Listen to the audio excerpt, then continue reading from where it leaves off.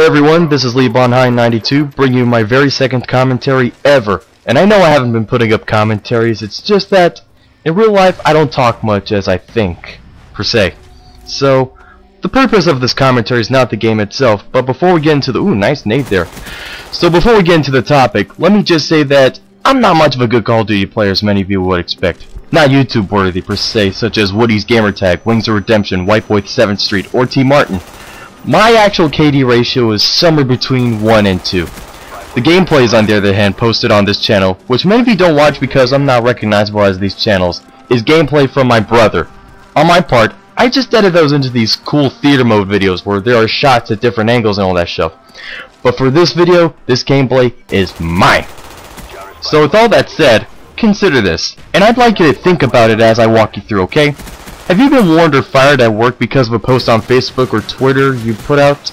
If so, then what you need to understand is that the company only did it for the safety of their employees or clients, in which protects its name. Many famous companies or franchises such as UPS, Adidas, Microsoft, Ford, Sony, whatever. These companies want to keep a good image for themselves in which they don't tolerate profanity from their employees in any form whatsoever. And this applies to trainees as well, in which they can't be easy prey to a pink slip. The company is definitely going to put them on a probation period for a couple of weeks or so, maybe months. And the reason why they do that is to make sure that the trainees are really well suited for the job, okay? So for instance, as an employer of a very successful company, you've recently hired someone on his or her first day. A few hours later, you overhear him or her saying something negative about this place, such as the heavy amount of work given to him or her.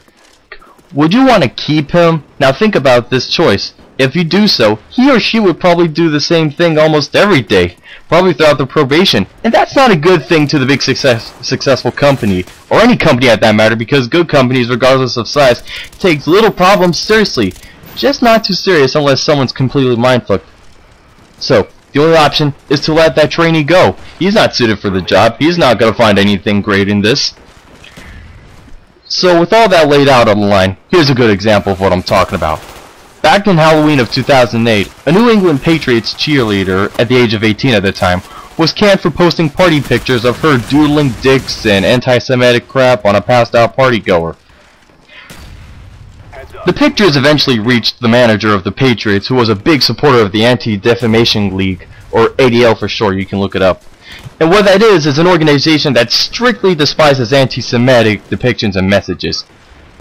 So with that said, not only is this ex-cheerleader causing a bad image to her company, she's provoking her boss's personal beliefs. Now, as a bridge to the next topic, let me just say that if you want to keep goodwill from destruction, you need to keep any unconfident or profane thoughts away from social networking. It's gonna make it bad. Now, what goodwill is an attitude favored among the general public, especially on YouTube, in which a channel can be credible and gain recognition by hundreds of thousands, probably millions. Even partnerships with companies if they're that successful with that many subscribers. However, on the flip side, there are recognizable channels that are hated on because they're doing it wrong. Of course, CopperCab, aka the ginger kid who claims that all gingers have souls. Not all gingers have souls, dick. My apologies. That channel's no exception to such matter, and what really brings me to talk about him is his attitude. And CopperCab, or should I say Michael, if you're listening to this, there's a reason why the trolls harass you. And we, as a community, have been telling you this for countless times. Ranting and raving is no way to deliver a message across your audience. It's just gonna make it worse to your character.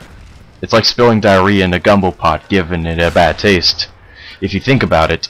Now, I understand that you're a nice, sensitive guy who gets a lot of hate all the time from these fucking trolls out there. And when I looked at your second channel, Coppervision, my first impression was like, now, that is what I'm talking about. That is the CopperCab I truly want to see. Speaking of which, this commentary you're watching on right now is on my second channel, LeeBonHigh92. My first channel is Anthony Estefan. I used to do Axis and Allies miniatures, now I'm doing Lego miniature gun stuff. But for this channel, it's a gaming channel. Here, I put out random gameplays from the Nintendo Wii, Xbox 360, GameCube, and my personal favorite, the Nintendo 64. By the way, if you want to look at my first channel, it's in the link below. Now, Since this game is winding down, I do end up with 14 kills and 4 deaths. Not the best YouTube-worthy video yet, but worth it in terms of my face. I'd like you to think for a minute about what's been said in this commentary. Goodwill and employment can be destroyed by profane posts, by a stressed, pissed off mind on Facebook or Twitter.